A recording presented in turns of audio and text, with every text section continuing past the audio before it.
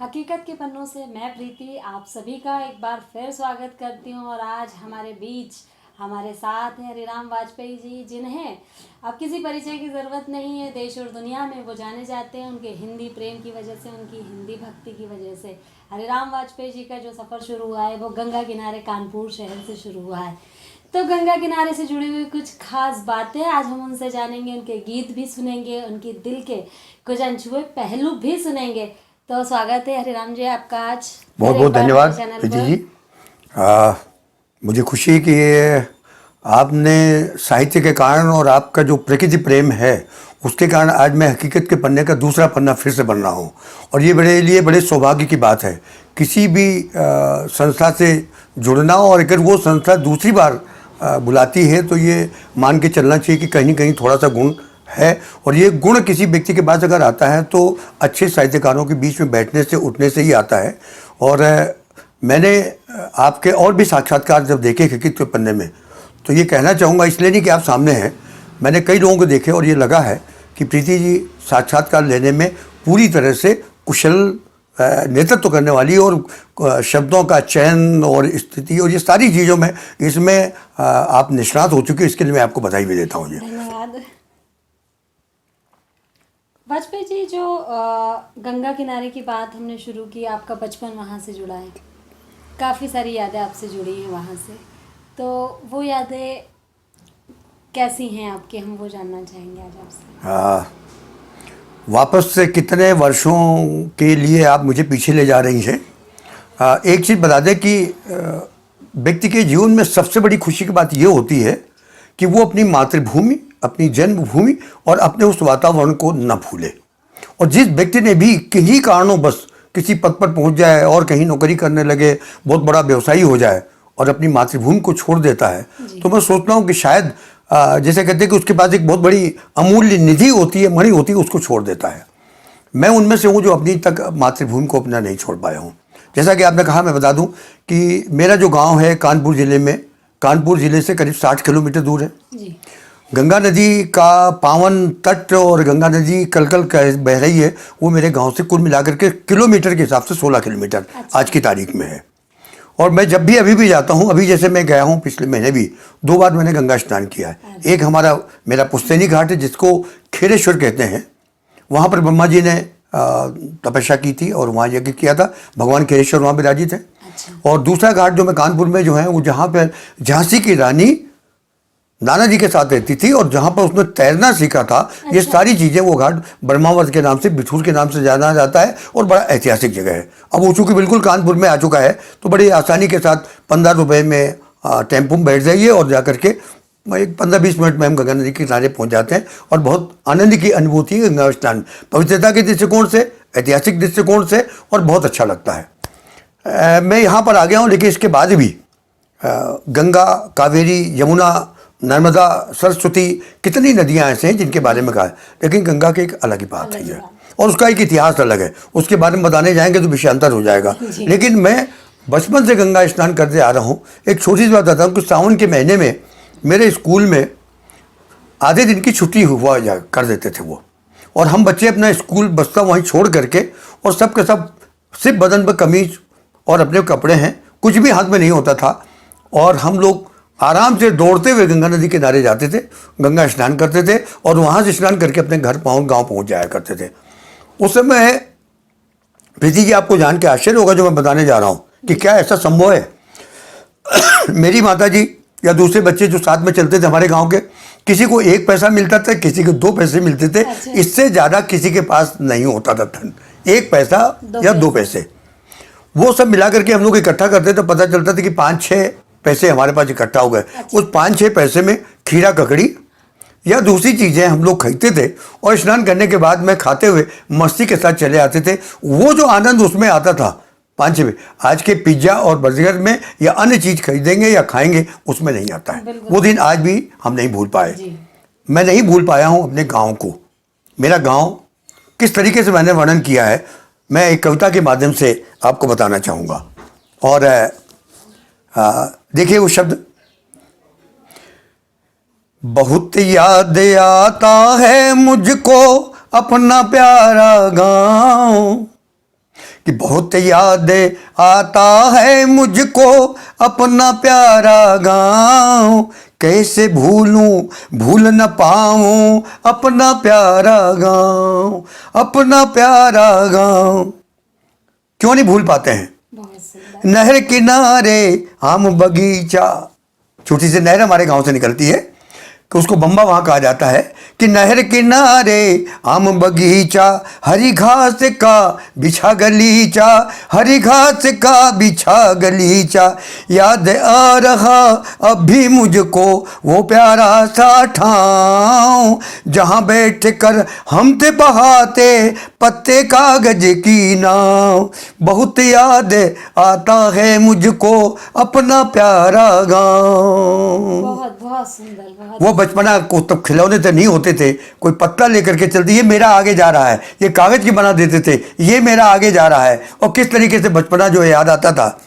और क्या है गांव में हमारे, बरगद छैया खिल खिलैया, कि बरगद छैया खिल खिलैया, छुपा छुपाई और गल बहिया, खलियानों में खेल कबड्डी, मैं हूँ अव्वल तू है फिसड्डी। हर बच्चा अपने आप को इसे कहना कि मैं हूँ अव्वल तू है फिसड्डी, जो होता था सबसे छोटा, कि जो होता था सबसे छोटा उससे लेते दांव, कैसे भूलूं अपना गांव, कैसे भूलूं अपना गांव। और जब और चले खेतों की तरफ, गांव और खेत, और खेतों के अंदर नहीं घूमे फिर मतलब क्या निकला? क्या है खेतों में? देखिए, देख के पीली पीली सरसों, कि देख के पीली पीली सरसों, मन हर्षित रहता था बरसों, मन हर्षित रहता था बरसों, श्यामा कजरी भूरी गाये, नाम पुकारत हुकरत आए, श्याम सलोनी संध्या आती, कि श्याम सलोनी संध्या आती, पहन के पायल पाँव, पहन के पायल पाँव, कैसे भूलूं भूल न पाऊं अपना प्यारा गाँव, अपना प्यारा गाँव। और अब जब वो गांव परिस्थिति बस छूट गया और मैं इंदौर आ गया नौकरी के लिए, जबलपुर, सागर और नरसिंहपुर और कितने शहर देखने के लिए देखे मैंने, लेकिन जहाँ रह रहा हूँ विदेश के भी शहर देख करके आ रहा हूँ, तब सारी चीज़ों का आकलन जब उससे तुलना करने लगता हूँ अपने गांव से, तब ये शब्द याद आते हैं, यहाँ ना उगता सूरज दिखता। अच्छा।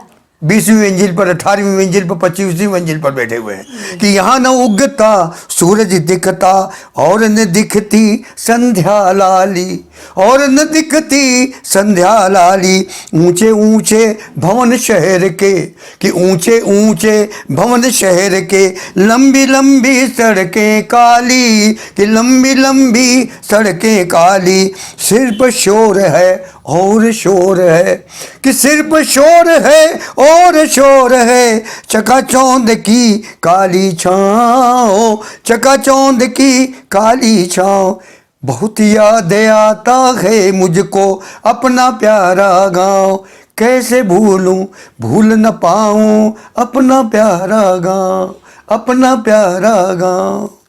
बहुत बढ़िया वाजपेयी जी, और गांव और शहर की जो व्याख्या आपने की है वाकई काबिले तारीफ है।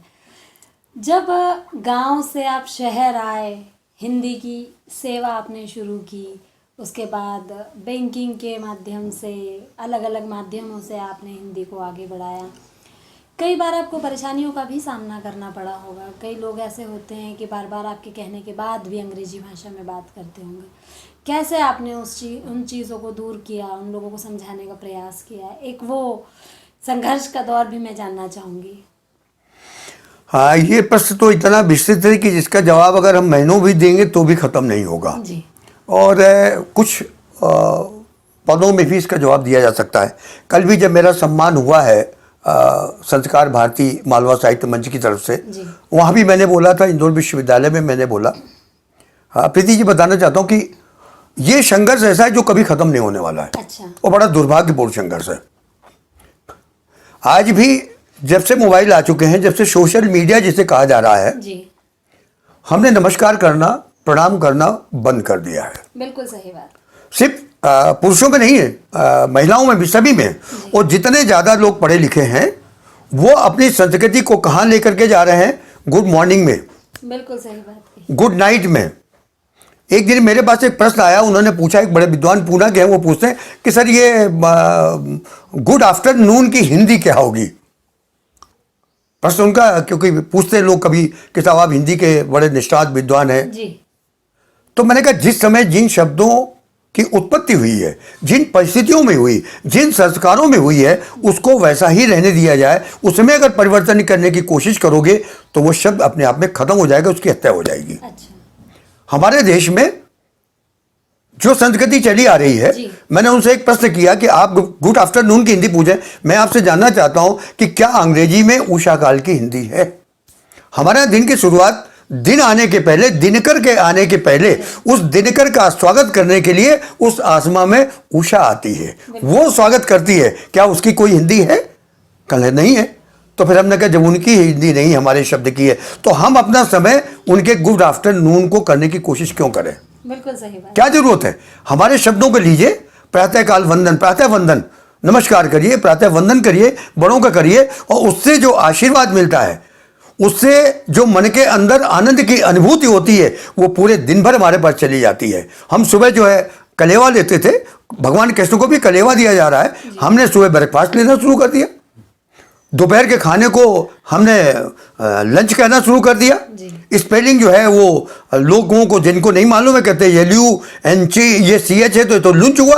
भैया इसके लिए अंग्रेजी पढ़िए। क्यों है? ये अंग्रेजी की महत्ता है कि किस समय BOO के बुक हो जाता है और किस जगह पर जाकर के वही OO आएगा तो छोटा सा रह जाता है। ये अंग्रेजी की बात है। ये तो हम अंग्रेजी और हिंदी पढ़ाते चले आ रहे हैं। हमारी भाषा में हिंदी जितनी सशक्त भाषा है, इसकी देवनागरी लिपि जितनी अच्छी है, वैज्ञानिक है, और इसमें दूसरे के शब्दों को संभाल लेने की जो ताकत है वो किसी भाषा में नहीं है। रावण से जिस समय ये खबर लगी कि राम ने पुल बना दिया वहां समुद्र के ऊपर, तो एकदम से घबरा के बोलता है, बांधो बंद निधि नीर निधि अम्ब तोय बारिश। 10 मुख थे और 10 मुख से उसने समुद्र के 10 नाम बता दिए एकदम से घबराहट में। यह है तुलसीदास की साहित्य की इतनी बड़ी शब्दावली। और राम हमारे अंग्रेजी में समुद्र के लिए सिर्फ सी, इसके अलावा कुछ नहीं है। पानी के लिए एक ही शब्द है, कौन सा है? वो वाटर है। ये विषय अलग जा रहा है, लेकिन हमारे पास पानी के लिए अलग है। कहीं लिखा था जल पिएंगे आप, पानी पिएंगे क्या? पिंडाची पानी मराठी में बोला जाता है, नीर बोला जाता है, कितने शब्द हैं, तोय बोला जाता है, कितने शब्द हैं जो हमारे पास शब्दावली, इतनी विशाल शब्दावली है। और हर शब्द को कहाँ प्रयोग करना चाहिए? महादेवी वर्मा जो बोलती है ना, जब वो उनके गीत आता है, मैं नीर भरी दुख की बदली। बदली में तो पानी होता है जो बरसाती है, लेकिन दुख और अवसाद को किस तरीके से व्यक्त करती? मैं नीर भरी दुख की बदली। तो वहां पर नीर शब्द का प्रयोग किया। उन्होंने कहा कि वाटर भरा हुआ है या पानी भरा हुआ है। जिस शब्द का आप देखिए, एक मैं थोड़ा सा ये हिंदी और की आपने बात छेड़ दी, इसलिए हम हमारे घरों में जब पूजा करते हैं रोज नर्मदा का नाम पानी आता है। हाँ, कोई पानी भर रहा है, जल तो कोई नहीं भरने जाता होगा भाई, नल आ गए हैं पानी भरने जाएंगे, यही होता है, समय हो गया है जल्दी भर लें, 1.5 घंटा चलेगा। उसी नर्मदा का भरा हुआ जल जब घर में रखा होता है और घर में हम पूजा पाठ कोई करते हैं या पंडित जी आते हैं तो क्या कहते हैं? बैठिए, राइट हैंड निकालिए, कि बोलते नहीं दाहिना हाथ निकालिए। दाहिने हाथ में कहते हैं जल लीजिए। वो चावल जो आए हैं इंडिया गेट के जो रखे हुए हैं, जिस पर राइस लिखा हुआ है चावल, वो आकर के कहते हैं अक्षत रखिए, पुष्प रखिए। ये है शब्द। किन शब्दों का प्रयोग कहाँ पर किया जाता है, उससे उसी प्रकार की भावना पैदा होती है। हमारी विदेशी भाषाओं में उन शब्दों के कोई रूपांतर नहीं है, इसीलिए भावनाएं भी उसी प्रकार की पैदा होती हैं। इसीलिए हमारी हिंदी, हमारी संस्कृति बड़ी है ये। और गंगा नदी की बातें तो इतनी हैं कि अभी मैं जब भी जाता हूँ वहाँ पर मैं गंगा स्नान करता जाता हूँ। एक चीज़ मैं आपको यदि है तो मेरी इसी संकलन में जिस गांव के अंदर रहा हूँ, उन दिनों के आज जब याद करता हूँ तो लगता है कि बड़े कष्टदायक जीवन थे। चारों तरफ से पानी भर जाता था, हम उसको श्रीलंका टापू कहते थे, निकलने का रास्ता नहीं होता था। और कौन सी परिस्थितियाँ थी उस समय याद नहीं आई, लेकिन जब कवि हृदय बन गया, कब वो जो यादें पुरानी हैं उनको मैंने कविता में उतारा। अच्छा। तो पहली कविता मैं आपको ये दे रहा हूँ कि जब देश को आज़ाद हुए 50 साल हो चुके, जी। तब हमारा गांव किन परिस्थितियों में था। गांधी जी ने कहा था गांव की उन्नति ही इस भारत की उन्नति है। बिल्कुल सही। रामधारी सिंह दिनकर, जिनको मैं आज प्रणाम कर रहा हूं, आज उनकी जयंती है।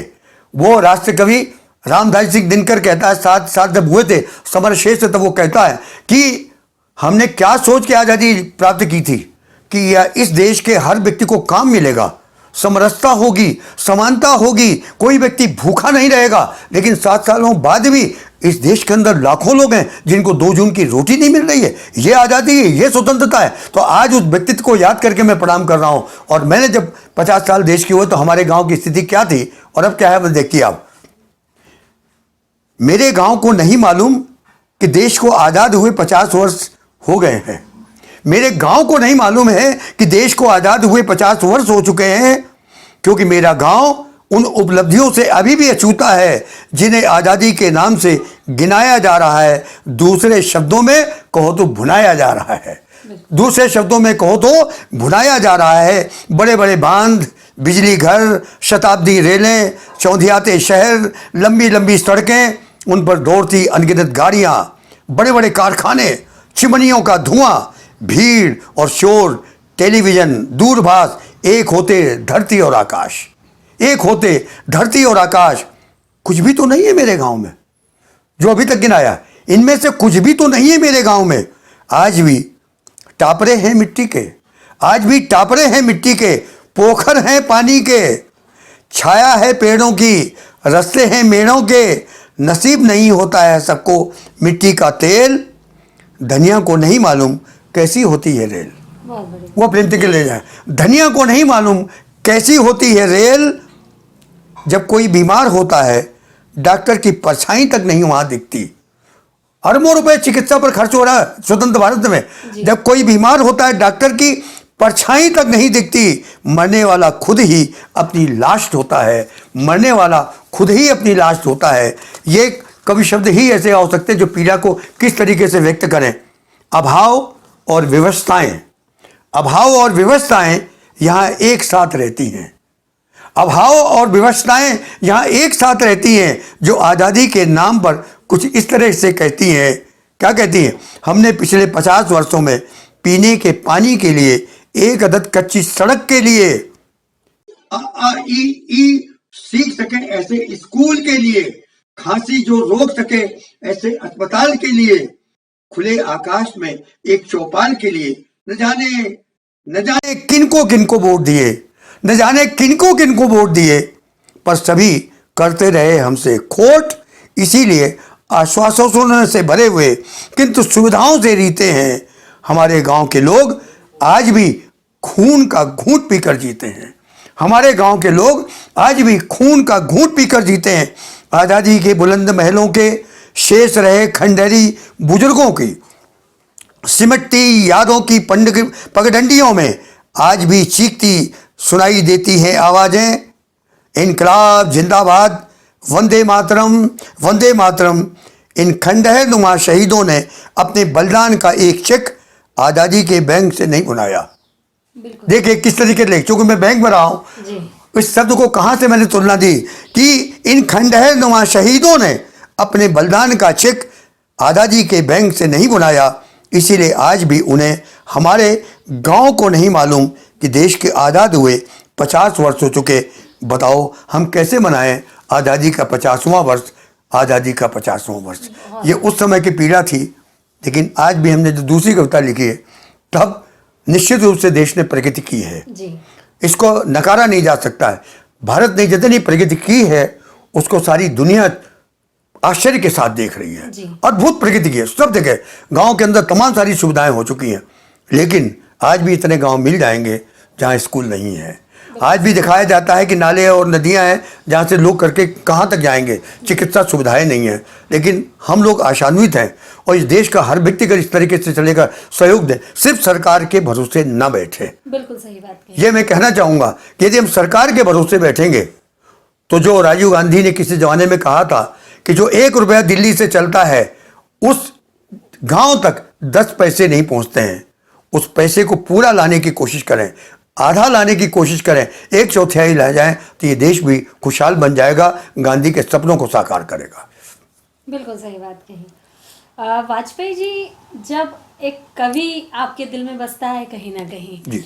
उस कवि ने जब अपनी अर्धांगिनी को, भावी अर्धांगिनी को देखा था, तो क्या भाव उस कवि के मन में आए थे, वो हम जानना चाहेंगे। वाजपेयी जी से जब पहली बार अपनी साथ होने वाली साथी को उन्होंने मन में देखा था, तो उन भावों को जानने की भी उत्सुकता रहेगी कि वाजपेयी जी का कवि मन क्या कह रहा था। प्रीति जी ने अपने शब्द के अनुसार प्रश्न पूछ दिया, प्रीति वाला। आपने जो कहा कि भाभी जी, अच्छाई ये है कि जिस समय मेरी शादी हुई है उस समय एक दूसरे को देखने का रिवाज नहीं था या नहीं देख पाए थे। अच्छा। जबकि मैं इंदौर शहर में था, मेरी जीवन संगिनी इलाहाबाद की हैं, जी। दोनों शहर में रहने के बाद भी हमने एक दूसरे को शादी के पहले नहीं देखा। और कभी कभी हमारे मित्र लोग जो बैठते हैं, हमारे परिवार के लोग, तो मैं मजाक में कहता भी, और आपसे भी इस उम्र में कह सकता हूँ कि अगर देखने का रिवाज होता तो मैं अटल बिहारी वाजपेयी दूसरा होता, शादी नहीं होती, क्योंकि मुझे देख करके कोई पसंद नहीं करता। ये तो अच्छा हुआ कि बिना देखे हुए शादी हो गई।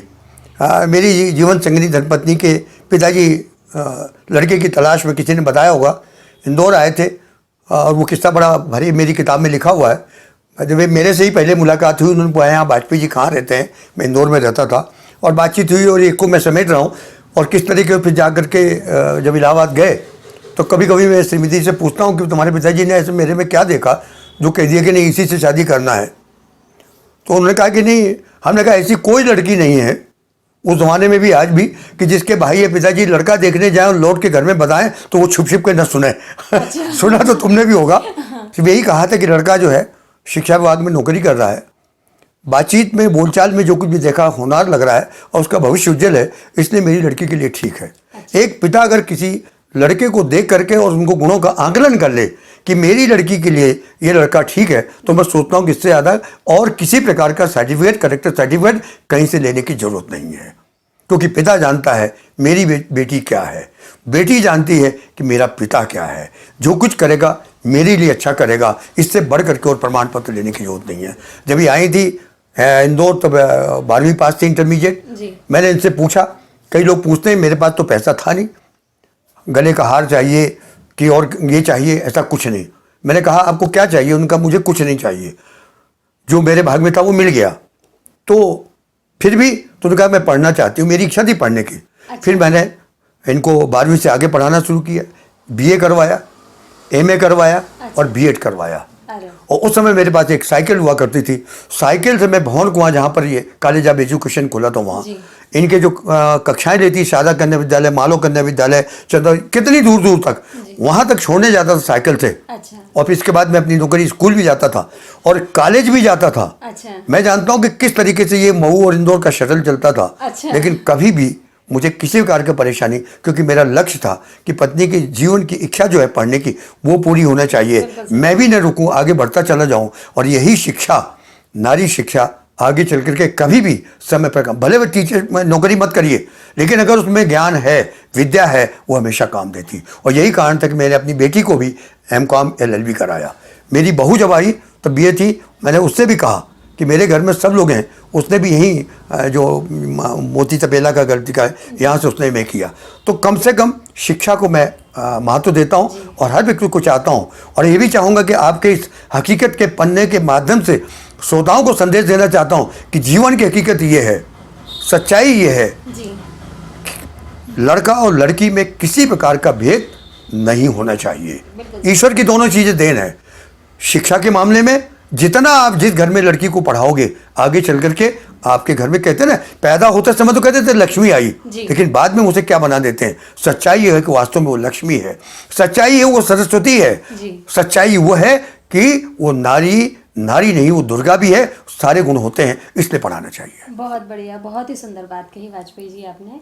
अब मैं ये जानना चाहती हूँ, वर्तमान परिदृश्य को आप कैसे देखते हैं और क्या कमियां नज़र आती हैं, और अगर आप युवाओं को प्रोत्साहित कर रहे हैं तो किन शब्दों के साथ आप युवाओं को प्रोत्साहित करेंगे, क्योंकि आपके शब्दों में वो ताकत है जो उन्हें अपने भविष्य की तरफ आगे बढ़ने के लिए प्रोत्साहित करती हैं।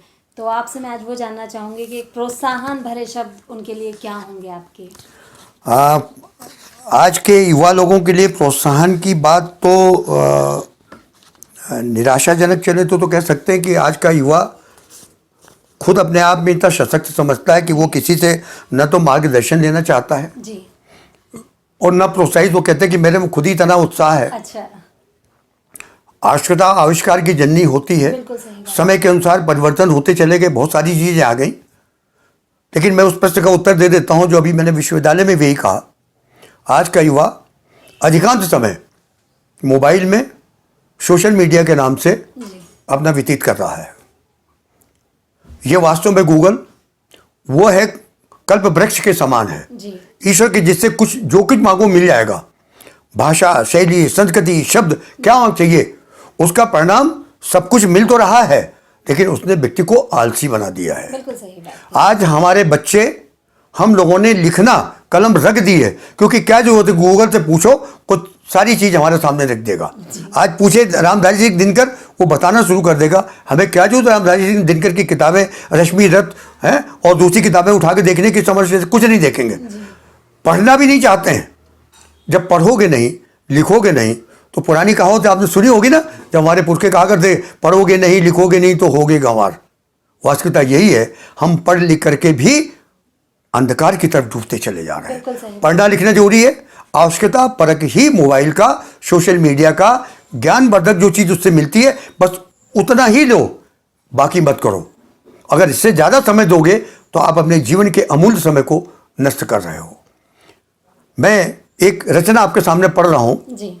और वो ये है कि आज की तारीख में जब मैं आपसे बात कर रहा हूँ तो दिनकर जी को भुलाना मुश्किल है। जी। दिनकर एक ऐसा व्यक्ति राष्ट्रकवि हुआ है, 1908 में पैदा हुए हैं और उन्होंने स्वतंत्र भारत की जो कल्पनाएं की थी, और जब कुछ वो देखा तो उनके मन में बड़ी पीड़ा उत्पन्न हुई। अच्छा। ये क्या देश को देख रहा हूँ। और तब उन्होंने कहा था, और एक प्रसंग बड़ा अच्छा आता है जी। कि जब वो राज्यसभा में थे और नेहरू जी और ये लोग जा रहे थे, तो अचानक किसी कारणवश नेहरू जी का पैर लड़खड़ा गया, तो गिरते गिरते बचे। तो दिनकर जी साथ में चल रहे थे, उन्होंने एकदम से आगे बढ़ करके नेहरू जी का हाथ पकड़ लिया, वो गिरने से बच गए। तब किसी ने कहा था, राजनीति इस देश में स्वतंत्रता के बाद भी राजनीति जब भी लड़खड़ाई है, साहित्य ने ही उसे सहारा दिया है, उसी ने पकड़ा है। तो वो दिनकर क्या क्या कह के जाता है खुले शब्दों में। उसको ये चिंता नहीं थी कि मैं राष्ट्रकवि रहूंगा कि नहीं, को मैथिली शरण गुप्त के बाद बने थे। आप कल हटा दीजिए, लेकिन अपनी बात कह के रखूंगा। इस देश के लोगों को, उन्हीं दिनकर के कुछ भावों को, यद्यप ये मेरी कविता सन 2010 की लिखी हुई है जी।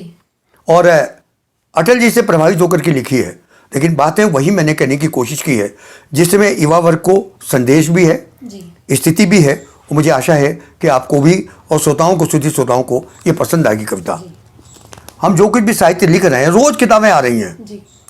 कोई अपने बारे में लिखता है, कोई प्रकृति के नाम से लिखता है। कोरोना पर तो इस देश के अंदर मेरे ख्याल से कुछ नहीं तो 10-1 लाख तो नए कवि साहित्यकार तैयार कर दिए हुए कोरोना ने। जी। लेकिन कभी भी लिखने के बाद व्यक्ति ये नहीं देखता कि जो मैंने लिखा है कितना सार्थक है। शब्द ब्रह्म होता है, एक एक शब्द को लिखने के पहले उसको अच्छी से तोलना चाहिए, वो प्रभावशील होना चाहिए, श्रोता के ऊपर उसका प्रभाव पड़ सके।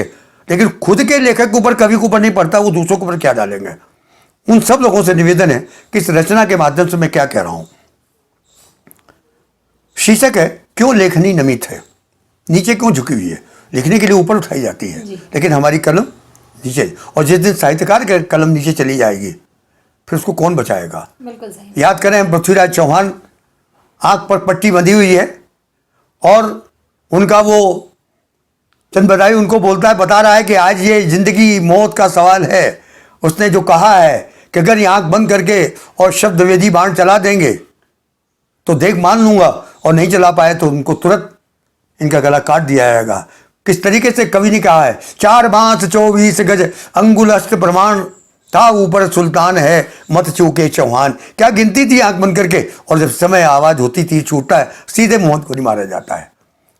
शब्द में, कविता में वो ताकत होती है। इस कविता के माध्यम से मैं कह रहा हूं, हम उनकी भी बातें बोले कि हम उनकी भी बातें बोले जो बोले कभी नहीं है, कि हम उनकी भी बातें बोले जो बोले कभी नहीं है, अवसाद से भरे मन पर तोले कभी नहीं है। यहाँ मन और तोला शब्द को मैं बता देना चाहता हूँ, साहित्यकार समझ जाता है। पहले हमारा किलोग्राम चलने के पहले मन चलता था और तोला सबसे शुरुआत होती, तोला माशा रत्ती। तो कहाँ से शुरुआत करते हैं? आज भी सोना चांदी तोले के तोला जाता है, वो तोला और मन है। और दूसरा ये है कि ये मन और तोला तोलने के बारे में भी है। दो शब्द हैं इनके जो दो अर्थ हैं कि हम उनकी भी बात बोले जो बोले कभी नहीं हैं, और साध से भरे मन पर तोले कभी नहीं हैं। और कौन कौन से ऐसे व्यक्ति हैं जिनके बारे में हम नहीं लिखते हैं? किससे कहें व्यथाएं, कि किससे कहें व्यथाएं जिनकी नहीं है गिनती, कि किससे कहें व्यथाएं जिनकी नहीं है गिनती। सब संग दिल हुए से सुनता है कौन विनती, कि सुनता है कौन विनती। मन मारे मारे जीते, कि मन मार मार जीते पर बोले कभी नहीं है। हम उनकी भी बात बोले जो बोले कभी नहीं है। और ऐसे व्यक्ति कहाँ मिलेंगे? 5 सितारा होटल में, महात्मा गांधी मार्ग पर, या गांव के अंदर? नहीं, बहुत नज़दीक, जिनको हम देख करके भी अनदेखा कर देते हैं। चलिए मैं आपको दिखाता हूँ ऐसे व्यक्ति कहाँ मिलेंगे। पत्थर सा दिल लिए हैं, कि पत्थर सा दिल लिए हैं। हमारा पत्थर के दिल कहा जाता है जो कभी संवेदनाओं से रिक्त होता है, किसी को पसीजता नहीं है, उसको कहते हैं। और यहाँ तो लाखों हैं जिनके दिल पत्थर हैं और जी रहे हैं। कैसे? कि पत्थर का दिल लिए हैं, अंदर है आहें इतनी, कि पत्थर का दिल लिए हैं, अंदर है आहें इतनी। मावस की जिंदगी में तारों की संख्या जितनी, कि मावस की जिंदगी में तारों की संख्या जितनी। अश्कों से तन जलाए, कि अश्कों से तन जलाए पर फफोले कहीं नहीं है। अश्कों से तन जलाए पर फफोले कहीं नहीं है। हम उनकी भी बात बोले जो बोले कभी नहीं है। सड़क के किनारे सड़क खोद रहे हैं, पानी की पाइप खोद रहे हैं, हमारे लिए सब कुछ कर रहे हैं, और वहीं एक कपड़ा बना, उसमें बच्चा उनका सो रहा है। 3 पत्थर रख करके रोटी बना लेते हैं, वहीं सो जाते हैं, फिर आपके लिए लग जाते हैं काम। ये कैसे व्यक्ति हैं? देखिए, धरती पकड़ रखी है। हम तो ज़मीन पर आसमान में उड़ते हैं, हम पैसा पा करके पढ़ लिख करके आसमान में उड़ते हैं, लेकिन वो इस देश को बनाने वाले क्या है? कि धरती पकड़ रखी है, कण भी नहीं है जिनका, कि धरती पकड़ रखी है, कण भी नहीं है जिनका। अंबर टिका है सिर पर, सच में नहीं है तिनका, कि अंबर टिका है सिर पर, सच में नहीं है तिनका। मिटती लकीरें देखे, काहे का भाग्य, कौन सा ज्योतिषी कब बनी थी हाथों में लकीर और कब मिट गई, उन्हें क्या मालूम। वो तो सिर्फ कर्म करते रहे। कि मिटती लकीरें देखें पर खोले कभी नहीं है। हम उनकी भी बात बोले जो बोले कभी नहीं है।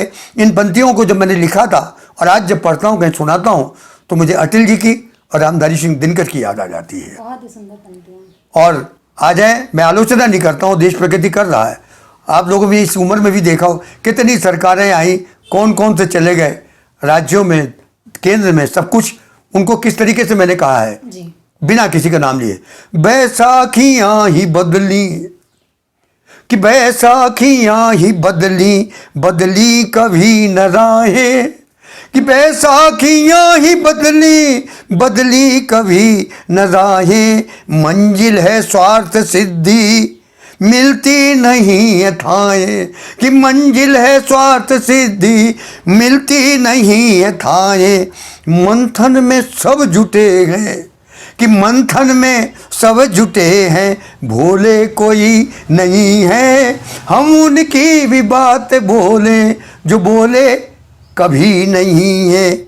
और अटल जी को याद करते हुए जब वो लिखते थे ना कि अपने हार नहीं मानूंगा, रार नहीं ठानूंगा, भाल के कपाल पर लिखता हूँ मिटाता हूँ, है, गीत नया गाता हूँ। आनंद आ जाता था जिस समय गाते हैं, तो वही कलम चलना चाहिए। कैसे कहा उसको मैंने, ये कौन युग है आया। आपने जो प्रश्न किया कि युवाओं को क्या संदेश देना चाहेंगे, ऐसा क्या परिवर्तन महसूस कर रहे हैं, तो मैं खुद समझ में नहीं आया। ये कौन युग है आया या फिर समय भ्रमित है, ये कौन युग है आया या फिर समय भ्रमित है।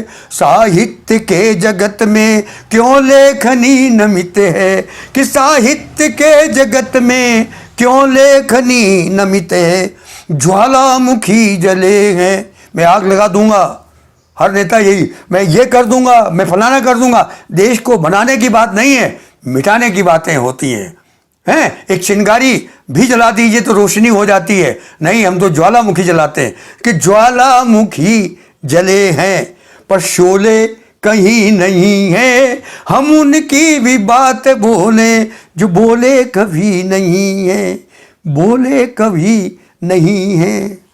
मैं सोचता हूँ कि आपका जो प्रश्न है उसके बहुत सारे उत्तर इस मेरी सी रचना में आ जाते हैं। प्रश्न यही है कि श्रोता, सुधी श्रोता, कविता वो होना चाहिए जो सुन करके अपने आप में अंदर उतर जाए, और उसका अगर अर्थ बताना पड़ा है तो क्या है, मुझे तोड़ लेना मनमाली, उस पथ में तुम देना फेंक, मातृभूमि पर शीश चढ़ाने, जिस पथ जाए वीर अनेक।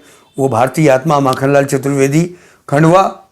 कितने लोग याद करते हैं कि वो भारतीय आत्मा यहाँ थी, कितने लोग हैं उन पंक्तियों को दोहरा तो देते हैं। मैं कल भी कह रहा था, आज भी कह रहा हूँ कि दुष्यंत कुमार की वो पंक्तियाँ कि भांगामा खड़ा करना हमारा मकसद नहीं है, और एक नई गंगा हिमालय से निकलनी चाहिए। गंगा तो वहीं रुक जाती है आपके कामों से, आप एक नदी को साफ स्वच्छ नहीं कर पाते हो, मोहल्ले को नहीं कर पाते हो। कभी बाहर निकल के आए हो कि इस देश की मिट्टी में जहाँ हम पैदा हुए हैं, जहाँ के माता पिता ने इसी मिट्टी, धूप, पानी से मुझे बड़ा किया है, वो स्त्री और पुरुष से कोई फर्क नहीं पड़ता है। हम इस योग्य हो गए हैं, इस देश के प्रति, समाज के प्रति, परिवार के प्रति मैं किन कर्तव्यों का पालन कर रहा हूँ। ये कर्तव्य कहाँ से आते हैं, जब हम अपनी संस्कृति से, संस्कार से, अपनी भाषा से जुड़े हों। और जो देश, व्यक्ति नहीं, जो देश अपनी भाषा और संस्कृति को छोड़ देता है, उस दुनिया में अपना निशान मिटा देते हैं, उनका कोई नाम नहीं होता है। भारत विश्वगुरु रहा है अपनी भाषा और संस्कृति पर, आज भी है। सिर्फ ज़रूरत है कि हम वो उस दृष्टिकोण से देखें। मेरे गुरुजी कहते थे कि हम अंग्रेजी के चश्मे से देख रहे हैं। अंग्रेजी सिर्फ चश्मा हो सकती है, आंख तो हिंदी ही रहेगी। बिल्कुल सही। आंख हिंदी है, अंग्रेजी चश्मा है। अंग्रेजी खिड़की है, दरवाजा नहीं है। शुद्ध हवा आने के लिए है, थोड़ी देर के लिए, ज्ञान के लिए, नकार नहीं सकते हो विश्व देख रहे, लेकिन दरवाजा तो हिंदी रहेगी। उसको दरवाजे से मत लाइए। अगर दरवाजे से आ जाएगी अंग्रेजी तो वही संस्कृति आ जाएगी। इसका मतलब नहीं कि अंग्रेज खराब है। मुझे सौभाग्य मिला है प्रीति जी कि मैं 7 दिन तक इंग्लैंड में रहा हूँ। लंदन, बर्मिंघम, नॉटिंघम, स्टेटपोर्ट, लीस्टर पूरा देखा हुआ है। वहाँ की संस्कृति क्या है। मुझे 2 बार कविता पढ़ने का और भाषण देने का अवसर मिला, लेकिन मैंने ये देखा सिर्फ कि वहाँ के लोग अपनी भाषा और संस्कृति से प्यार करते हैं। लंदन के हीथ्रो हवाई अड्डे पर लिखा हुआ आपका हार्दिक अभिनंदन है, और हमारे घरों में जहाँ सुस्वागतम के दरवाजे पर लिखा रहता था, वहाँ अंग्रेजी में वेलकम लिखा हुआ नीचे पर, और उसके ऊपर से हम पैर रख कर निकल रहे हैं। ये आकलन आज का युवा वर्ग, हमारे परिवार के लोग करें, अपनी संस्कृति को न छोड़ें, तो निश्चित रूप से हृदय में जो उद्गार पैदा होंगे, जो भाव पैदा होंगे, वो व्यक्ति अपनी मिट्टी नहीं भूल पाएगा, अपना गांव नहीं भूल पाएगा, अपना देश नहीं भूल पाएगा, और इस देश के लिए कुछ कर पाएगा। बहुत सही, एकदम सही बात कही आपने वाजपेयी जी। और आज हम आपके दिल से आभारी हैं कि आपने दर्शकों के लिए इतनी सारी बात कही। जिस इंसान के दिल में हिंदी बसती है, जिसके शब्दों में देश के प्रति प्रेम है, जिसकी कविताएं देश दुनिया तक फैली हैं, और उन्होंने आपको हिंदी और अंग्रेजी के बीच का फ़र्क बताया है, प्रोत्साहन बताया है, शब्दों के भाव बताए हैं, शब्दों के भाव जो हमें संस्कृति से, भारतीय संस्कृति से जोड़ते हैं। आज हमारा देश जो विश्व गुरु है, था, रहेगा, ऐसे देश के नागरिक है हरिराम वाजपेयी जी। उनका सानिध्य हमें मिला, उन्होंने हमें बहुत सारी अच्छी बातें बताई हैं जो मैं उम्मीद करती हूँ कि आप तक पहुँची हैं और सही रूप में पहुँची हैं, उनके माध्यम से पहुँची हैं।